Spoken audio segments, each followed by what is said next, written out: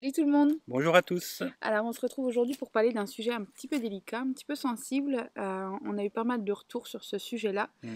et on voulait vous parler de la peur de la mort. Ouais, c'est un sujet que je connais particulièrement bien, Oui. donc du coup ça va être intéressant de vous partager mon expérience. Et du coup, on vous emmène pour cette nouvelle balade. C'est parti! Alors, qu'est-ce que la peur réellement de la mort? Qu'est-ce qui peut la déclencher? Il y a beaucoup de sujets qui peuvent vous déclencher cette phobie, parce qu'en réalité c'est vraiment une phobie, ça peut même être considéré comme une maladie. Mm. Ça peut vraiment être quelque chose qui vous handicape au quotidien.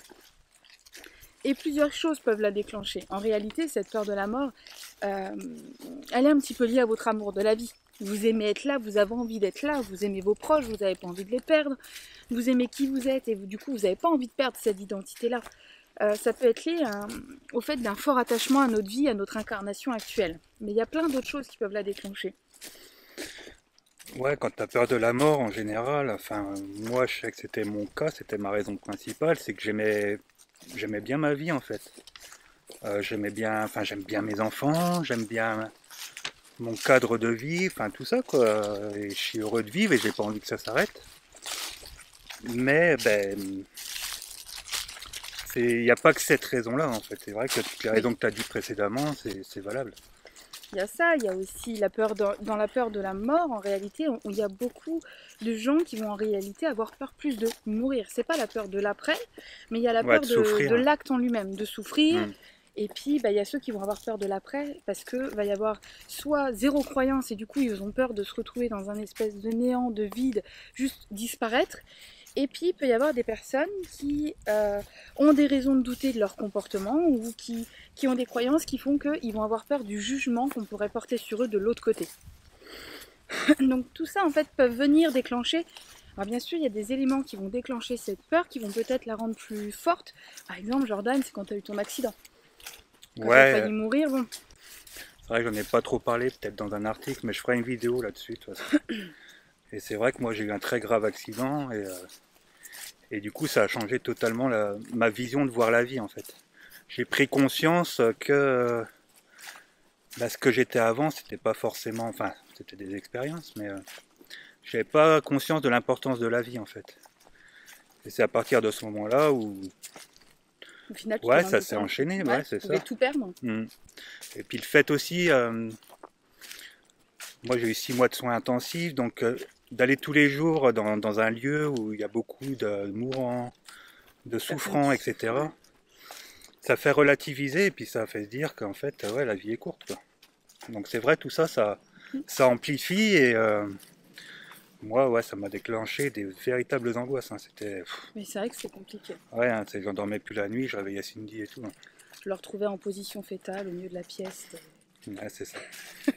Ah, mais on Non, rigole, mais c'est vrai que quand on y est, oui, c'est une horreur, hein. C'est à on en agir. rigole maintenant, mais à l'époque on n'en riait pas. Mais Mm. voilà, il y a plusieurs choses en fait. C'est vraiment, peut y avoir beaucoup en fait d'éléments qui vont venir en fait réveiller cette peur qu'on a déjà en nous. On la contrôle, tout va bien, puis d'un moment donné, il va nous arriver un truc, on va perdre quelqu'un, ou on va avoir soi-même un accident, et là, ça va venir l'amplifier. Mm.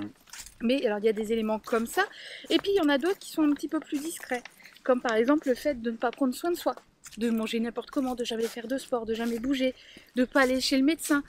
Ces petites choses-là, elles peuvent venir aussi, enfin en tout cas c'est mon avis, elles peuvent venir accentuer une peur déjà présente.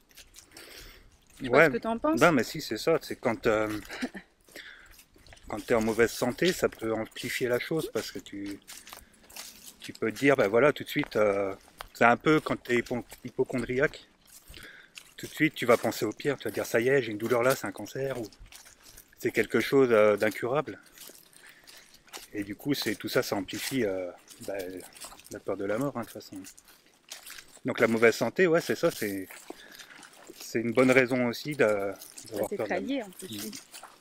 La maladie, le fait de la souffrance, la mort, tout ça, c'est des choses que on va souvent faire un amalgame, on va les mettre un petit peu ensemble. Et ouais, comme tu disais aussi, les croyances, Ouais, les croyances religieuses ou spirituelles, ça peut venir alimenter cette peur. ouais, ça alimente la peur parce que par exemple dans la religion, ouais, je vais pas citer de religion, parce qu'après ça voilà, mais Oui, dans certaines religions, ouais, faut ça être peut jugé. faire peur de mourir, hein, parce que quand on voit ce qui nous attend, toi tu vas au paradis, tu vas en enfer, enfin. Oui, puis t'as aucune chance de te rattraper, aucune chance d'apprendre, aucune chance d'évolution, quoi. Et puis c'est ça, et puis T'es puni à point. bah oui, mais voilà, à quel degré t'es puni? Tu vois, Ah c'est bah, il ça n'y a pas de le différents degré. degrés, c'est soit t'es méchant, oui, voilà. Oui, À mais quel point je peux me tromper avant d'être puni, en fait, c'est ça que tu ouais, veux dire. c'est ça Ouais, en ok, fait. oui. Voilà, j'ai volé un truc il y a des années. Est-ce que ça, c'est considéré comme, tu vois? Alors, selon ce que je sais de la religion chrétienne, je dis pas de bêtises, pardon si j'en dis, si en fait au moment de mourir, tu donnes ton cœur à Dieu, tout ce que tu as pu faire est effacé. Alors, moi je suis pas d'accord avec ça, pas dans le sens où je veux absolument que les personnes soient punies, mais que même nos erreurs, même quand on a fait du mal, c'est un apprentissage, c'est une expérience. Et je trouve ça du mal de dire c'est effacé, j'ai traversé tout ça pour rien, du coup, c'est poubelle. Voilà, c'est comme si vous bossiez pendant des heures et des heures sur, je sais pas, un bouquin, un dessin, enfin peu importe, puis là vous dites oh non, poubelle. Enfin, c'est vraiment Bah non, dommage. ouais, c'est des expériences qui font partie de nous et il n'y a pas à les effacer, au contraire. Sinon, je vois pas l'intérêt de venir ici, quoi. C'est ça. Donc ensuite, maintenant, on a dit comment surmonter la peur de la mort. Pour moi, la première chose déjà, la plus importante pour commencer, Mm. ça va être de ne pas rester seul et déjà de voir un professionnel. Oui. Pour moi, c'est la première chose. Ouais, Euh, quand ça vous handicape vraiment dans le quotidien, je pense que c'est ouais, important de faites pas demander de comme l'aide. moi, hein. Alors moi, je vous dis que j'ai fait tout ce qu'il faut pas faire à l'époque, mais on cherche tellement de solutions. Ordi, Doctissimo. Ah bah alors là, Oui, pire chose. ah là là, tout le monde est médecin là-dessus, hein. Donc vous allez avoir de tout et n'importe quoi. Et ça va amplifier encore plus la chose. Et Et puis sur ce genre de site, il faut vous dire que tout le monde peut répondre. Et que malheureusement, il n'y a pas que ceux qui ont la bonne réponse. Enfin, il hmm. n'y a pas que ceux qui savent vraiment qui vont répondre. Donc tout le monde va donner son avis. Et malheureusement, bah, ça va être compliqué de faire le tri. Et ça peut être désastreux. Je me rappelle à une époque, j'ai perdu l'odorat à ma deuxième grossesse. Je ne sais toujours pas pourquoi, je n'ai jamais retrouvé l'odorat. Et j'avais juste tapé sur Google perte d'odorat. Et le premier truc qui était ressorti, c'était signe de fin de vie. Ouais, Alors, tumeur, enfin, oui, voilà. tout. C'était que des choses graves. Au final, bon, tout ça a été vu avec un médecin, mais je me dis quelqu'un hypochondriaque, quelqu'un qui est angoissé, quelqu'un qui a peur de la mort, mais la réponse, elle aurait été juste horrible. Ça aurait fait juste trop Bah ouais, peur. c'est ça. Moi, c'est marrant parce que enfin, maintenant, non. Il y a encore quelques années, j'y allais pour aider les gens, puisque maintenant, je suis de l'autre côté. Et c'est incroyable comment on va dire, la détresse des gens qu'il y a là-dessus. Et Ouais. ils sont prêts à se rattacher vraiment à n'importe quoi. Et aussi à n'importe qui, c'est Et ça à le problème. n'importe qui, ouais, bien sûr. Donc c'est pour ça que la première chose à faire, c'est de vous entourer, de ne pas rester seul et surtout d'aller voir un professionnel. Quelqu'un qui sera réellement qualifié pour vous Qui a les aider. compétences. Et Un psychologue, n'importe quoi, hein. oui, Il n'y a pas de honte à se faire aider, au contraire. Ils sont là pour ça, il n'y a aucun jugement. Ensuite, moi j'aime bien aussi, là, par rapport, on parlait tout à l'heure un peu à la mauvaise santé, etc. Ben, faire un peu d'exercice. Rien que mentalement, ça va vous débloquer un petit peu. Enfin, bah, en fait, c'est un petit peu un cheat code, on va dire. C'est un peu psychologique. Vous allez vous dire, voilà, je fais du sport, même de la marche, comme nous, par exemple, on fait ici. Et vous allez vous dire, bah, si je fais du sport, je vais être en bonne santé, mon corps va aller mieux. Et du coup, ça va un peu m'éloigner de la mort. Alors, c'est pas ça qui va vous guérir hein, complètement de cette phobie. Mais ça peut vous apaiser un petit peu. et surtout, ça vous reconnecte aussi à votre corps. Hmm. Le fait de vous rendre compte que votre corps est capable de faire tel sport, même si au début il galère un peu, hein, Normal. mais voilà, qu'il est capable de faire telle chose, etc., ça va vous rendre compte aussi que votre corps il n'est pas fragile, que vous êtes en bonne santé, que vous êtes bien, réellement bien. Et pas juste parce que vous faites du sport. Et il faut savoir en plus, je crois, si je dis pas de bêtises, que le sport, en fait, ça va libérer dans le corps Ouais. des hormones, de bonnes hormones qui vont réellement vous faire du bien. Ouais, c'est ça. Faites un petit peu de sport tous les jours. Hein. Je vous dis pas de courir 1 heure tous les jours, mais même marcher un petit peu, un quart d'heure, une demi-heure. Hmm. Après, ça vient limite une drogue. Hein. Ça fait tellement du bien qu'on a du mal à s'en passer. Ensuite, moi, je mettrais un bon moyen. Et ben, c'est la spiritualité. C'est un petit peu tout ce qui est un peu méditer, se reconnecter à soi. Oui. C'est vrai, on se tourne toujours vers l'extérieur, mais bien souvent les gens ne pensent pas à se tourner vers l'intérieur. Méditer, etc., ça permet de se connecter à sa vraie nature, et ça peut même aller plus loin, ça peut développer des capacités, et on peut se reconnecter à nos guides, à notre être essentiel. C'est ça. Et ce qui est intéressant aussi pour combattre la peur de la mort, c'est de développer vos connaissances. Qu'elles soient scientifiques, médicales ou spirituelles. Par exemple, apprendre plus sur la mort, en apprendre plus sur votre corps. Ça ne va pas être des choses anxiogènes, alors sans forcément aller taper toutes les maladies sur Google, mais ça peut être quelque chose qui va vous apprendre beaucoup. Parce qu'une fois qu'on sait quelque chose, on arrête de spéculer, on arrête d'imaginer le pire puisqu'on sait. Donc en fait, ça apporte...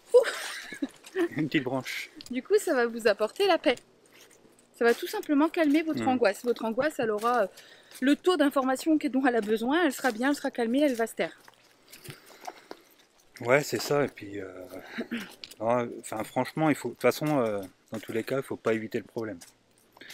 Il ne faut pas l'ignorer. Ouais, c'est ça. Déjà, il faut en parler, que ce soit à vos amis, à votre famille, enfin, n'importe qui, mais il ne faut pas rester seul. Des fois, c'est tout con, hein, mais un ami va vous sortir une phrase qui va tout débloquer ou qui va vous rassurer, auquel vous n'y attendiez pas. Et des fois, ça part de ça, hein, il suffit de pas grand-chose. Hein. Et puis, n'oubliez pas que vous avez vos amis physiques ici incarnés avec vous, pardon. Mais vous avez aussi vos amis un peu du côté de l'invisible, vous avez votre être essentiel, vous avez vos guides, et il ne faut pas hésiter à leur demander de l'aide à ce moment-là.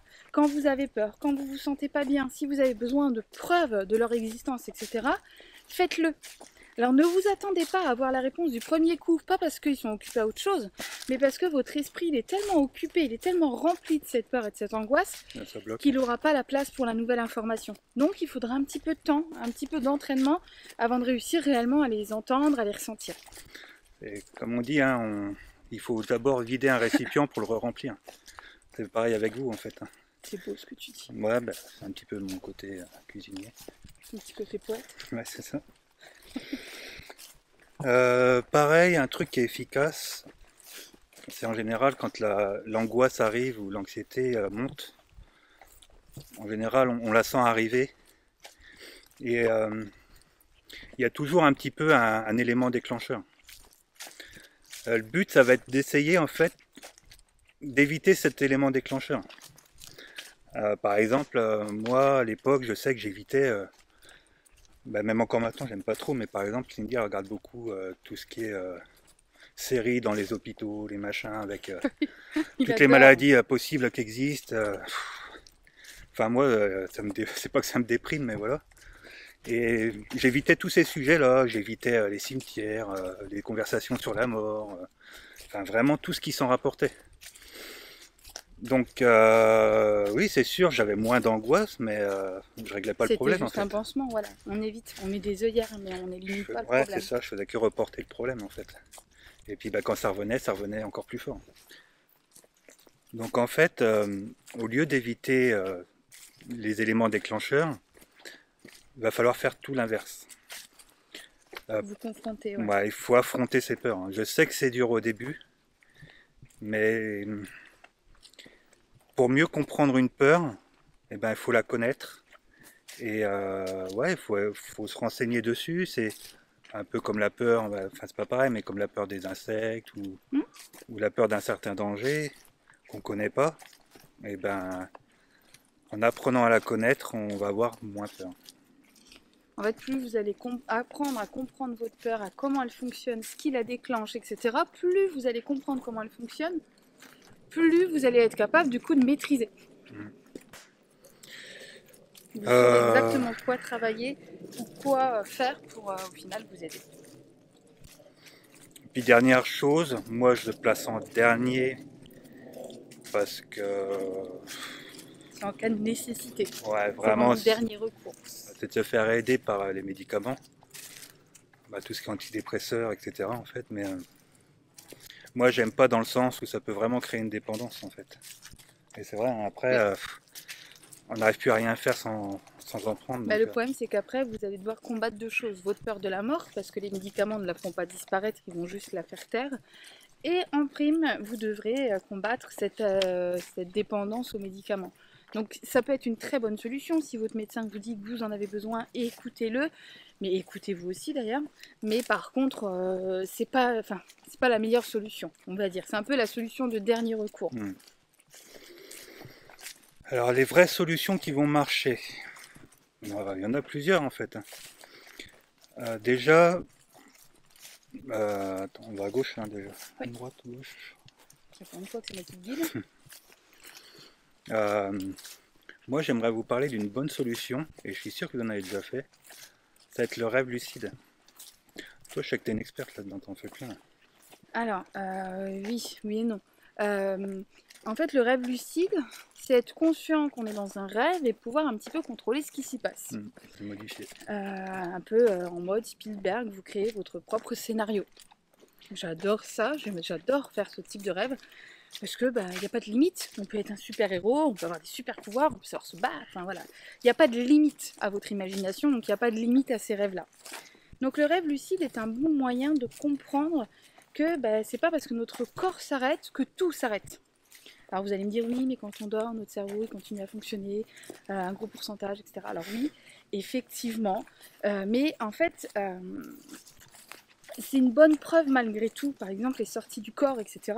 prouvent bien que quand on est séparé de notre corps, on fonctionne toujours aussi bien. On va en parler après, mais ouais, le rêve lucide en fait, c'est, enfin même le rêve en lui-même.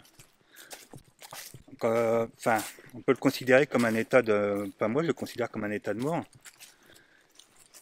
Parce que du coup, quand on rêve, etc., quand on dort, ouais, comme tu dis, on sort de notre corps, donc on n'y est plus dedans.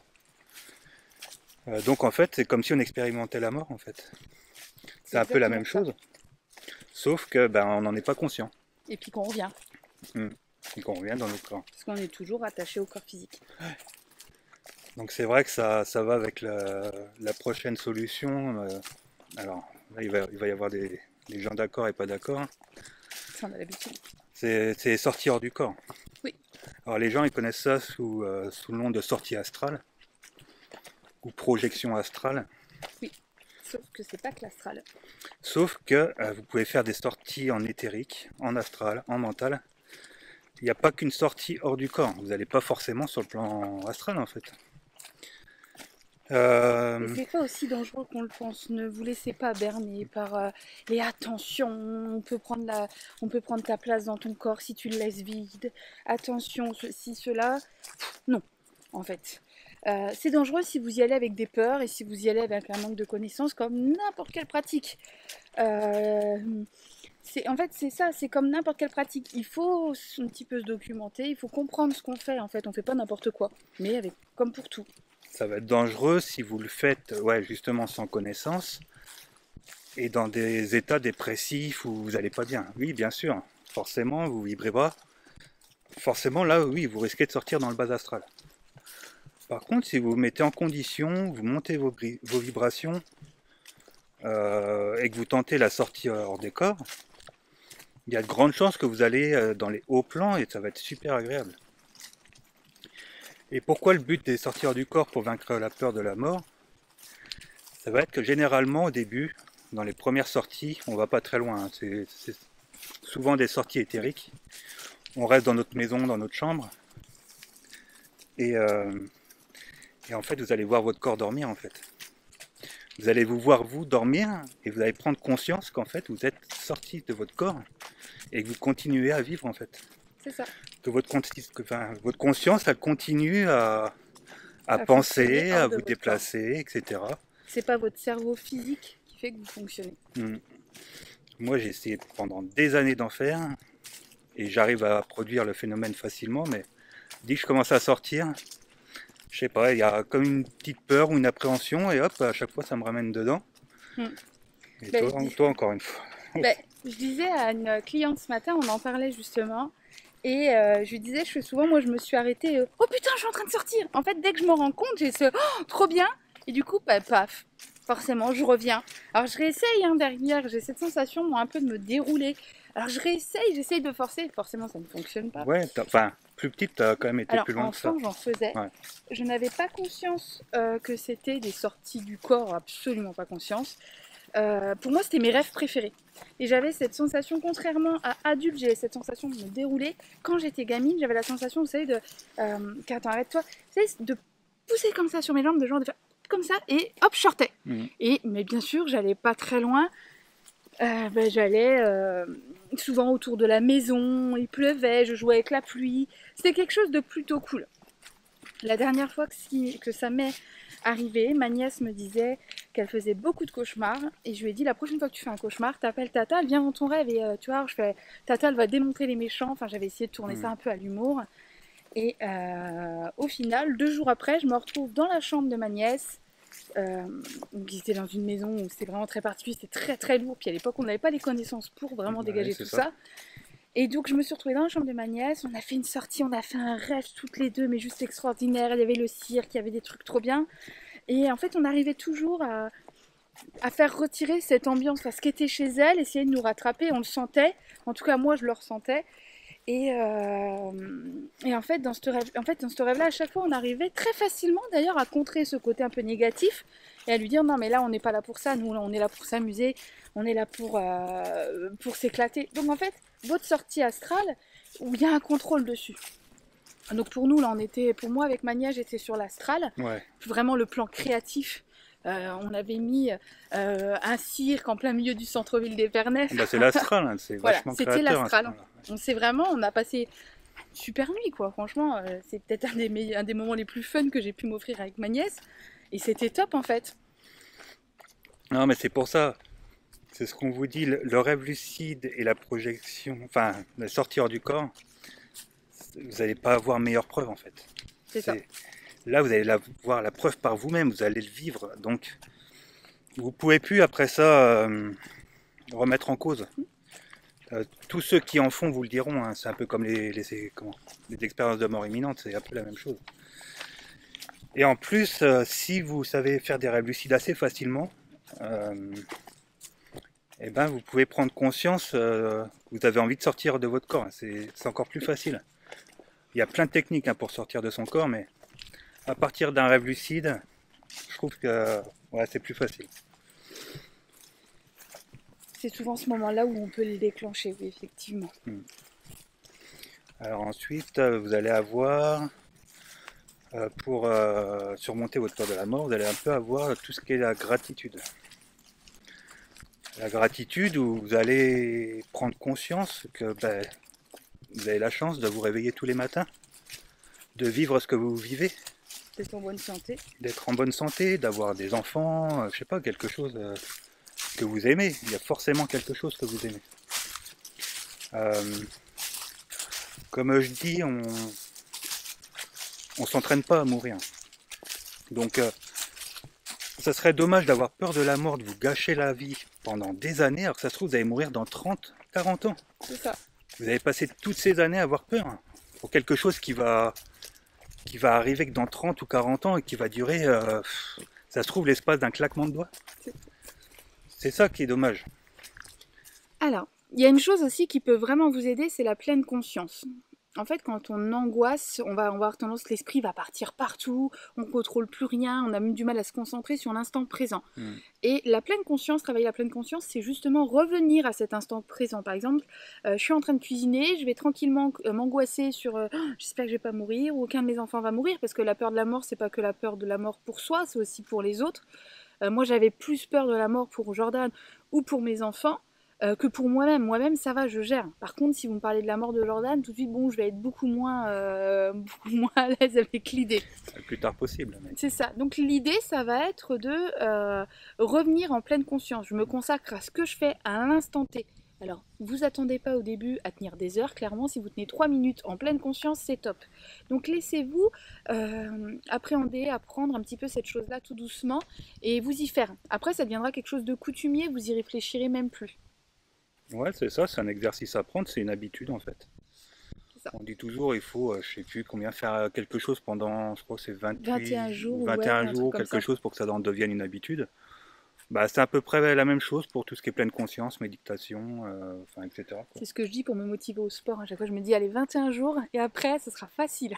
Toi, tu dis, bon, allez, dans 21 jours et après. Sauf que c'est mort. Ouais, voilà. Moi, ce que je voulais parler, une dernière chose, c'est que la mort, c'est un peu la naissance ailleurs, en fait. Oui, Par exemple, quand on est ici, bah, c'est comme si on mourait de l'autre côté. en fait, c'est un départ. Ouais, c'est ça. Donc, enfin, ouais, on va dire que c'est un autre état. Et du coup, ben, quand vous venez vous incarner ici, tout le monde fait la fête, enfin parce que voilà, c'est la naissance, on Hmm. célèbre. De l'autre côté, eux, Bah oui. ben, Ah, ils sont pas tristes, mais vous avez dit au revoir à des personnes. c'est ça, eux vont vivre C'est avec ça. vous différemment de Donc l'autre le côté. jour où vous allez mourir, j'ai dit quelque chose d'une bêtise. Non, Ah, t'es sûr? bah non, c'est ça en fait. Donc le jour où vous allez mourir, bah, vous allez vous retrouver à la lumière et vous aurez dit au revoir ici, mais vous allez retrouver des proches, vous allez être trop heureux, vous allez faire la fête de l'autre côté parce que vous allez retrouver des personnes que vous aimez. Hmm. Et personne n'a personne de l'autre côté. Ah non, Personne se retrouve tout seul là-bas en fait. C'est impossible. Ne dites pas ouais mais j'ai personne, j'ai pas de proches. Parce que même si vous n'aviez pas de proches dans cette vie-là, vous en avez eu dans d'autres. Vous n'êtes c'est personne n'est tout obligatoire. seul.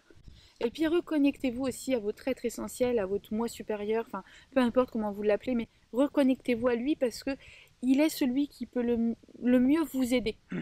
C'est vraiment un super. Ouais, c'est comme si votre meilleur pote il était de l'autre côté et qu'il pouvait tirer des ficelles pour vous aider quoi. Donc autant en profiter, ça serait vraiment con de passer à côté de ça. C'est ça, considérez votre corps là actuellement, votre corps physique, comme une maison temporaire. Vous l'habitez le temps d'un instant parce que le corps il est obligatoire pour vivre l'incarnation ici. Mais des maisons temporaires, vous en avez eu plein d'autres avant. Et vous avez très bien su enfin, passer la transition. Peut-être que vous aviez encore plus peur avant, et puis regarde, vous en êtes là aujourd'hui, vous avez moins peur, et puis ça se trouve dans la vie d'après, vous aurez encore moins peur. C'est ça. Parce que vous avez travaillé ça au fil de vos incarnations. Et ne cherchez pas à avoir non plus zéro peur en fait. Non, ça Cherchez fait plus à partie de la avoir un nature. contrôle sur celle-ci, un équilibre dans vos peurs. On peut avoir peur, on peut ne pas avoir envie de mourir, on peut appréhender un petit peu, mais pas au point où ça devient handicapant et que ça pourrisse votre quotidien. Non, c'est ça. En fait, il faut se dire que on est là maintenant, et puis plus tard, on sera ailleurs, mais ça sera encore mieux parce que notre corps, il nous limite à vachement de choses. Mm. On est limité pour se déplacer, il faut marcher, pour de l'autre, enfin, il faut se nourrir, il faut s'alimenter, il faut Oui, s'hydrater, etc. Enfin, on n'est pas dans notre voilà, meilleur il faut état quand on est dormir. ici, c'est clair. De l'autre côté, tout ça, c'est fini, quoi. Et dites-vous que pendant les guidances, c'est souvent que l'être essentiel de la personne qui me consulte lui dit c'est ma place qui est la plus simple. En fait, pour eux, c'est beaucoup plus facile que pour nous. Nous, c'est le bordel entre nos peurs, nos craintes, nos doutes, notre manque de confiance, nos émotions, l'amour. Enfin, oui, nous, on est. En fait, c'est beaucoup. C'est beaucoup. On gère beaucoup de choses, on gère beaucoup d'émotions, on gère beaucoup de trucs. Ouais, c'est ça. Et du coup, c'est normal que bah, de temps en temps, ce soit un peu le bordel. L'incarnation ici, c'est l'un des plans les plus durs, hein.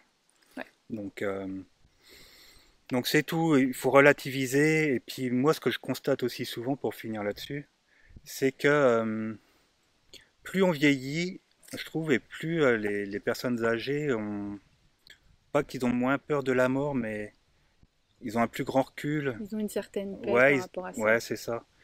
Et je me dis, ben, votre peur que vous avez actuellement de mourir, au fil des ans, plus vous allez vieillir, etc. Et plus vous allez vous en libérer. Ouais, c'est ça, Vous allez plus la elle travailler va en fait. s'estomper, et puis ça va se faire naturellement. Ça arrive aussi, alors je reviens là-dessus, souvent les personnes me disent par exemple, bah, ma maman elle vieillit et en ce moment j'ai l'impression que... Et en fait, genre elle a très très peur de la mort, elle m'en parle beaucoup ou au contraire elle l'appelle. Alors, faut pas Mm. oublier que quand on arrive en fin de vie, même si nous on n'en a pas complètement conscience, même si des fois inconsciemment on le sait, nos guides, notre être essentiel, bah, ils vont être là pour de bonnes raisons et ils vont être là aussi pour nous filer un coup de main pour commencer à travailler ça, pour commencer à travailler cette future séparation. Mm. En fait, tout est travaillé, tout est un peu Ouais, c'est prévu. ça. On n'arrive jamais avec les mains vides ou complètement paumé, en réalité. Tout se met en place de l'autre côté. Bah, du coup, si cette vidéo vous a plu, faites-nous le savoir en Moi, je mettant l'ai un petit troublé. pouce bleu. Non, non, non. Oui, mettez-nous un petit pouce. Commentez, Ouais, pareil, on Hmm. répond à toutes les interrogations, tous les commentaires. c'est ça. Et puis n'hésitez pas aussi à venir nous rejoindre dans le groupe privé. Oui. On est de plus en plus, c'est super ambiance. Ouais, franchement, on s'éclate. Non, le Ouais, groupe est vraiment ouais, c'est sympa. vraiment bien. Les gens sont gentils, les gens sont bienveillants et du coup, c'est On a plutôt une cool. bonne communauté. Oui. Voilà, on vous dit à bientôt pour une nouvelle vidéo. À bientôt. Ciao. Bisous, salut.